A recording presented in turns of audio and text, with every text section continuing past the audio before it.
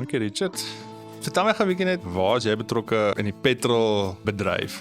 Ja, ek is van Industrie Petroleum. Ek is nou so 5 jaar saam met die maatskappy. Ons is dieselverskaffers, ons het ons eie vloot tankers. Vertel my net eerstens, hoe word die prys van petrol en diesel vasgestel? Hoekom is dit so duur hier in Suid-Afrika? Ja, kyk, dis invoerkoste en dit is die afstand wat die diesel of die olie moet vervoer word. So op ons is dit alles afhanklik van die olieprys, jou Brent crude prys en dan jou rand-dollar wisselkoers. En dan beskikbaarheid, soos ons nou gesien het met die oorlog. Daai straat, as hy toe is, dis 20% van die wêreld se olie en dieselprodukte wat daardeur beweeg.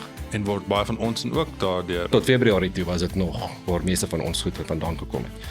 En dan moet die mense ook net verstaan, in Suid-Afrika word 90% van die diesel wat gebruik word ingevoer as diesel. Net 10% van dit wat inkom is olie en net 10% word fisies in Suid-Afrika gerefine. Ja, Ja.